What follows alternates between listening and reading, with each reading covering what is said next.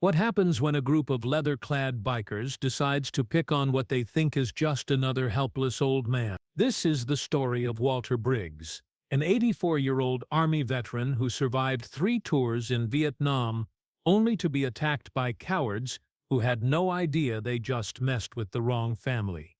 In 30 minutes, the sky would thunder with rotor blades, and Main Street would never be the same. It started on a Thursday afternoon in the small town of Cedar Falls, where Walter had been making the same walk for 12 years, past the hardware store, past the diner, past Murphy's bar where the local motorcycle club liked to gather and rev their engines at anyone who looked at them wrong. Walter never looked for trouble, never spoke unless spoken to, but today trouble was looking for him.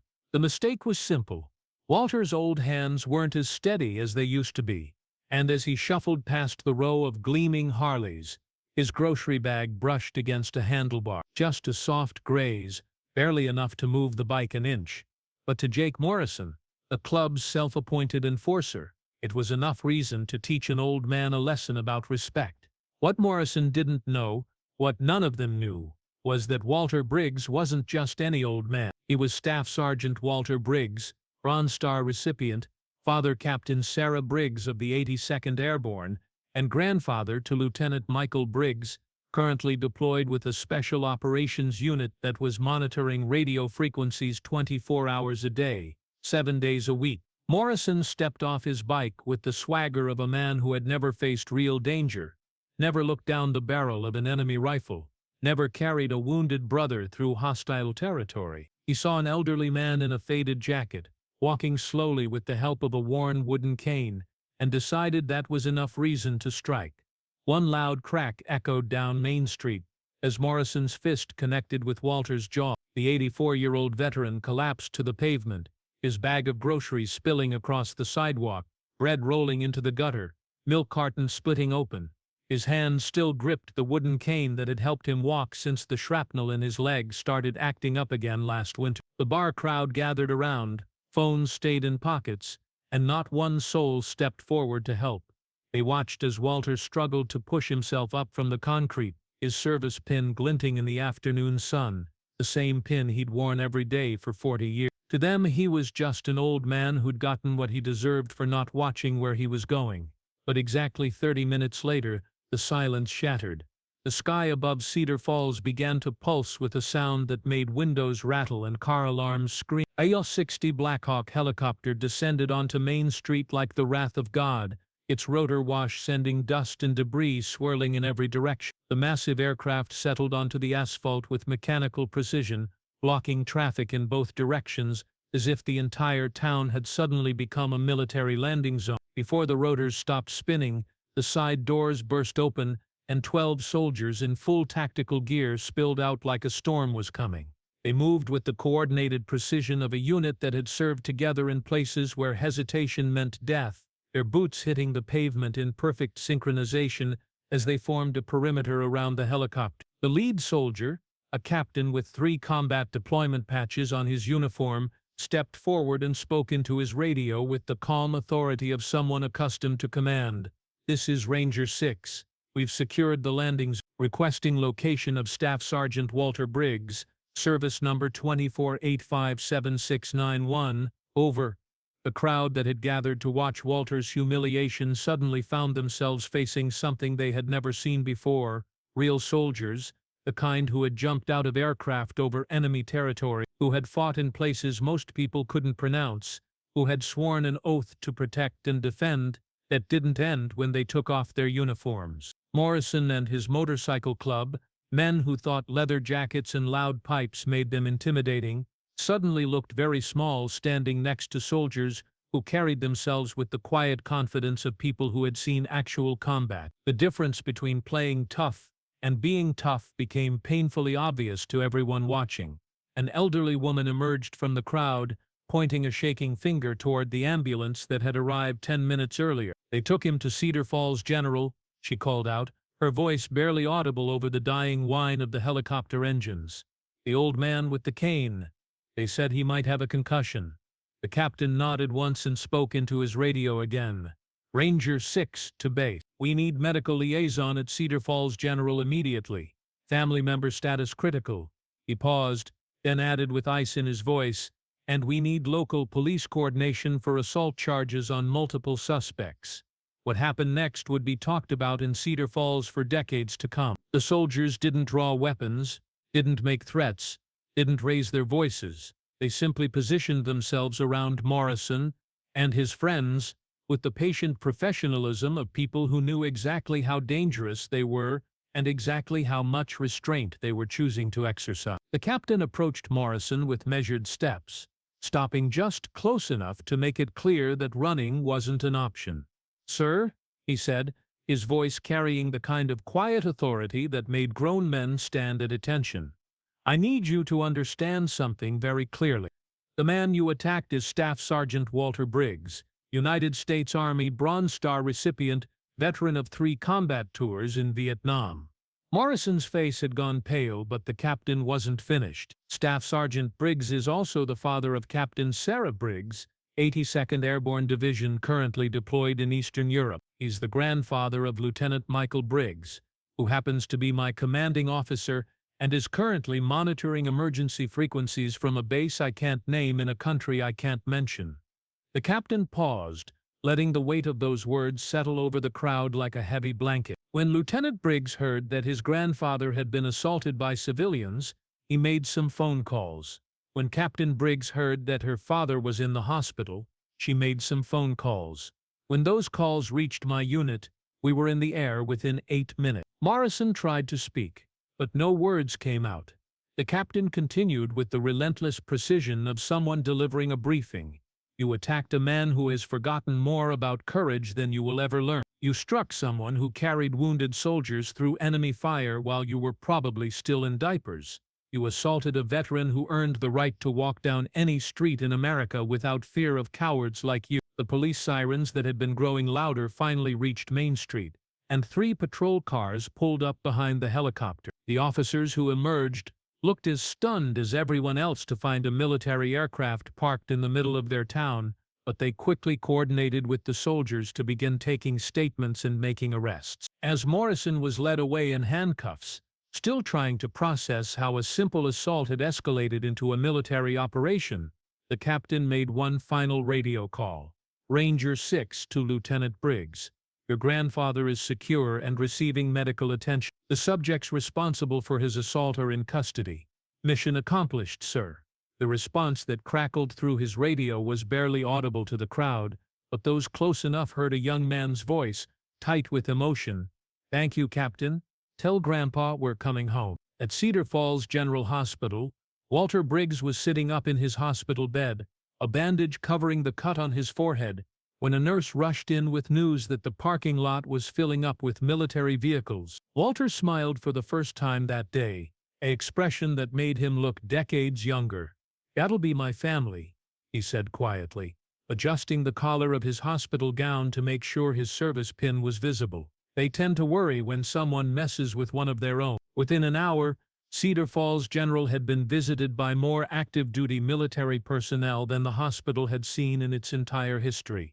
Captain Sarah Briggs arrived on emergency leave, still in her combat uniform, having caught the first available flight from her deployment. Lieutenant Michael Briggs coordinated via video call from his classified location, his face appearing on a secure tablet that made the hospital's IT department very nervous. The local news crews that arrived to cover the story found themselves documenting something unprecedented: an entire military family mobilizing to protect one elderly veteran who had been attacked for the crime of walking down a public street. The footage of the BlackHawk landing on Main Street would be viewed millions of times, becoming a symbol of what happened when you messed with America's veterans. Morrison and 3 of his associates were charged with assault on a senior citizen, public menacing, and disturbing the peace. Their bail hearing drew more attention than any legal proceeding in Cedar Falls history, with the courtroom packed with veterans from 3 different wars and active-duty personnel who had driven hours to show support for Walter. The judge, herself the daughter of a Korean War veteran, set bail at amounts that ensured the defendants would be staying in jail until their trial. "When you attack one veteran," she said from the bench, "you attack all veterans. When you show disrespect to someone who served this country, You show disrespect to the values this country was founded on.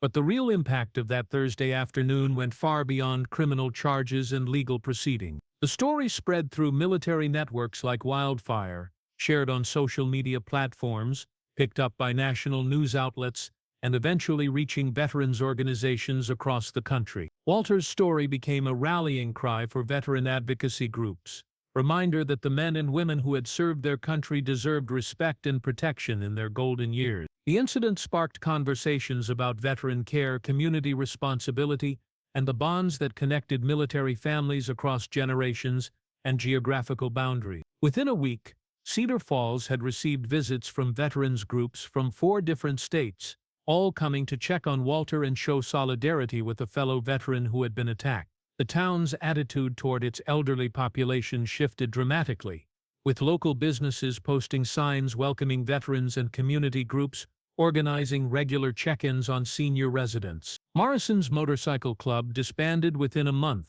its members either moving away in shame or staying to face the social consequences of attacking a war hero. The bar where they used to gather changed its name and implemented a strict policy against harassment of any kind, with particular emphasis on respecting elderly customers. The BlackHawk landing site on Main Street was marked with a memorial plaque, not for the incident itself, but for Walter's service and the service of all veterans who had called Cedar Falls home. The inscription read simply, "In honor of those who served, and in memory of a community's awakening to the heroes among us." Walter Briggs recovered fully from his physical injuries, but the incident had changed him in ways that surprised his family. Instead of becoming more reclusive, he began accepting invitations to speak at schools, veterans events, and community gatherings. His story became a teaching tool about courage, service, and the importance of standing up for those who couldn't stand up for themselves. "I've been in firefights," Walter would tell audiences, his voice still strong despite his 84 years. "I've seen young men die for their country, and I've carried wounded soldiers to safety under enemy fire. But I never expected to be attacked on a street in my own hometown by people who had never worn a uniform or taken an oath to defend anything." He would pause then, letting his words sink in before continuing. "What happened to me that day wasn't about me. It was about what we've become as a society when we forget to respect those who came before us.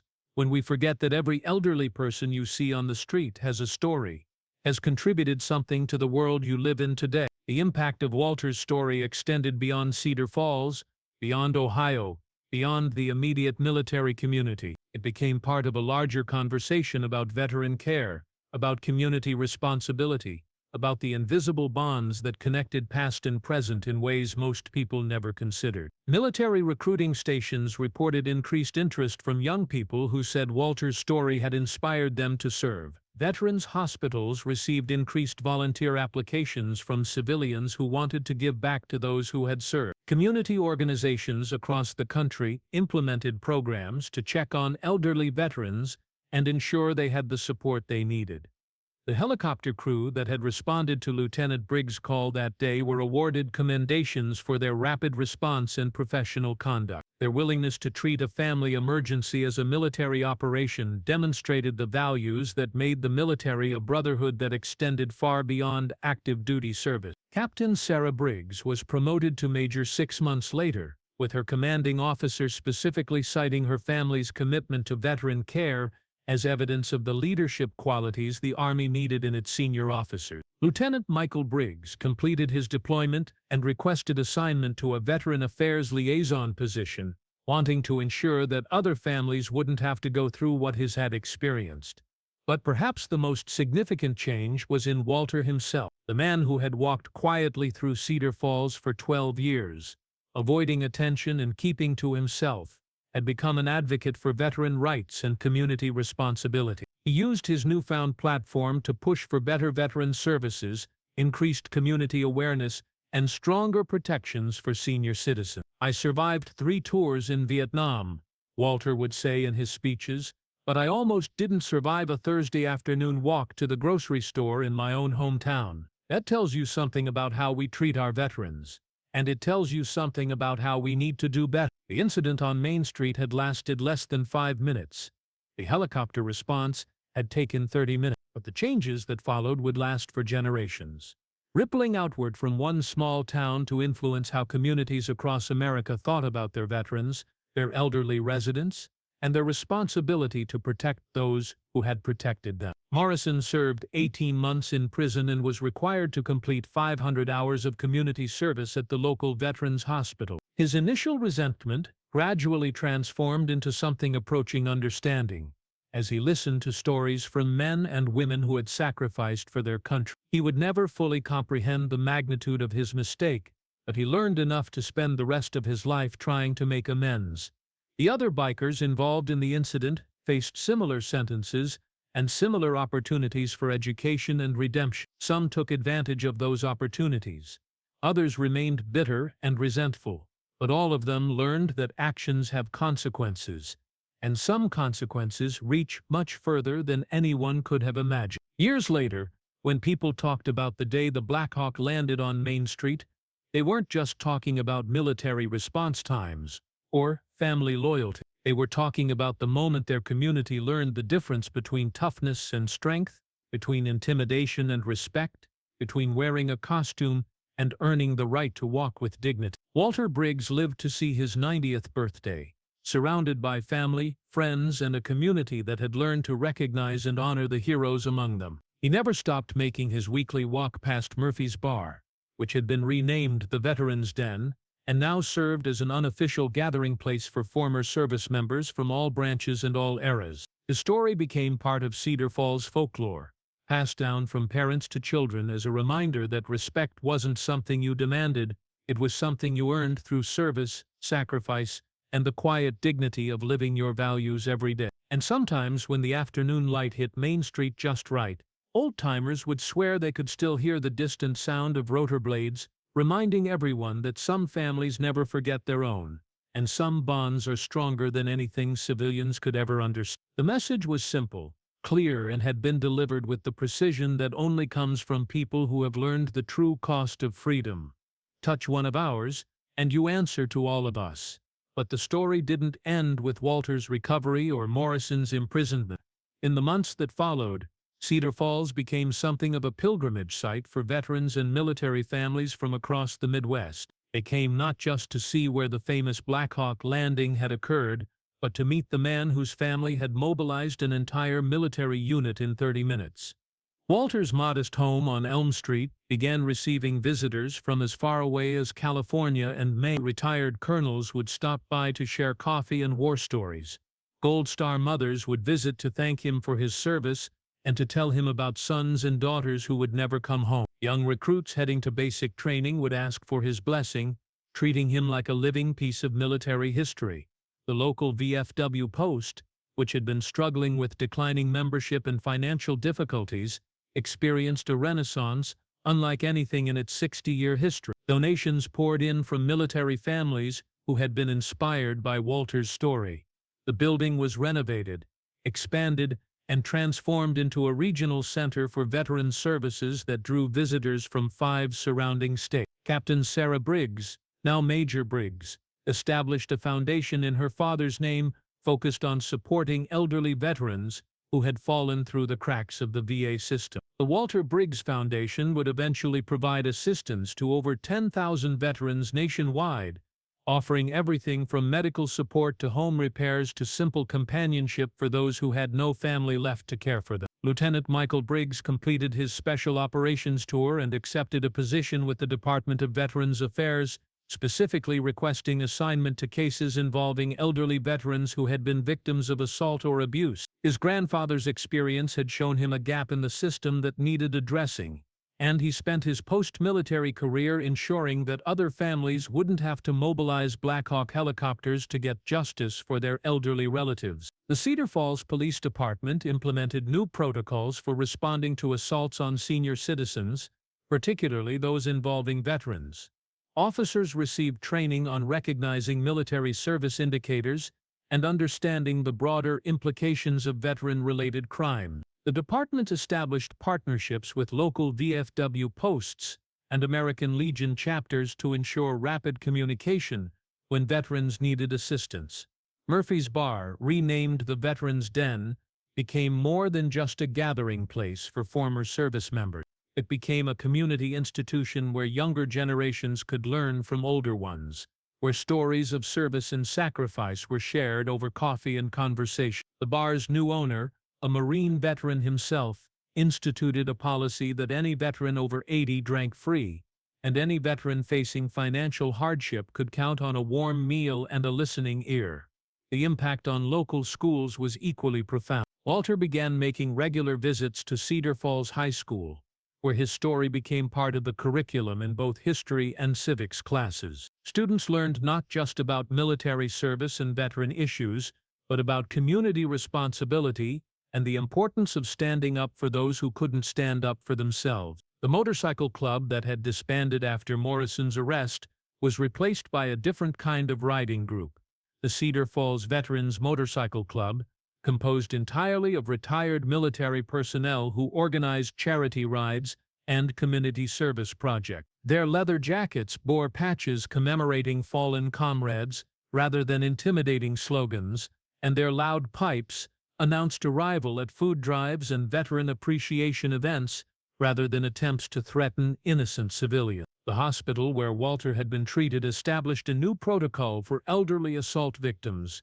including automatic consultation with social services and victim advocacy groups. The emergency room staff received training on recognizing signs of elder abuse and understanding the unique challenges faced by aging veterans dealing with both physical injuries and psychological trauma. The story reached national attention when it was featured in a documentary about veteran family bonds and community responsibility. The film, titled 30 Minutes, won several awards at film festivals and was eventually broadcast on major television networks, reaching millions of viewers who had never heard of Cedar Falls but were moved by Walter's story. The anniversary of the BlackHawk landing became an annual event in Cedar Falls, marked not with celebration but with reflection and recommitment to veteran care. Each year, the ceremony drew larger crowds, including active duty personnel, veterans from multiple conflicts, and community members who wanted to honor both Walter's service and the broader veteran community. Walter's weekly walks, which had once been solitary affairs, became community events. Neighbors would join him for portions of the route, children would wave from their yards, and business owners would step outside to greet him. What had once been a simple trip to the grocery store became a rolling demonstration of how a community could embrace and protect its most vulnerable members. Local businesses throughout Cedar Falls began displaying veteran-friendly signs in their windows, indicating not just support for veterans, but active policies to ensure their safety and comfort. Employee training programs included components on recognizing and assisting elderly veterans, understanding their unique needs, and knowing how to quickly contact family members or advocacy groups if problems arose. Morrison, during his incarceration and community service, underwent a transformation that surprised even those who worked with him. His mandatory service at the Veterans Hospital exposed him to stories of sacrifice and service that gradually broke down the barriers of ignorance and resentment that had led to his attack on Walter. Upon his release, he sought out Walter personally to apologize and ask how he could contribute to veteran care in his community. The meeting between Walter and Morrison, which took place at the Veterans Den with several other veterans present as witnesses, was emotional and transformative for both men. Walter's acceptance of Morrison's apology and his invitation for Morrison to join community veteran support efforts demonstrated the kind of grace and forgiveness that military service can instill in those who truly understand its value. The BlackHawk crew that had responded to the emergency maintained contact with Walter's family, visiting Cedar Falls annually and participating in the anniversary commemoration. Their commanding officer cited the mission as an example of how military values extended beyond official duties to encompass protection of military families and veteran community. When Walter finally passed away peacefully in his sleep at age 91, the funeral arrangements required coordination between multiple military branches, veteran organizations, and civilian agencies. The service was held at the high school gymnasium to accommodate the thousands who came to pay their respects, and the funeral procession included not just the traditional honor guard, but representatives from every military unit that had been inspired by his story. Walter's headstone was simple, bearing only his name, dates, military service record, and a single line that captured the essence of his impact. He reminded us that every veteran deserves respect, and every community has the power to provide it. The message that had been delivered with such dramatic force on that Thursday afternoon continued to resonate, that respect for those who served was not optional, that community protection of vulnerable members was a moral imperative, and that the bonds forged in military service extended across generations and geographical boundaries in ways that could mobilize extraordinary responses to even the simplest injustices. Walter Briggs had survived 3 tours in Vietnam, decades of civilian life, and 1 brutal assault by cowards who mistook age for weakness. But his greatest victory was not in surviving, it was in transforming his moment of vulnerability into a lasting legacy of respect, protection,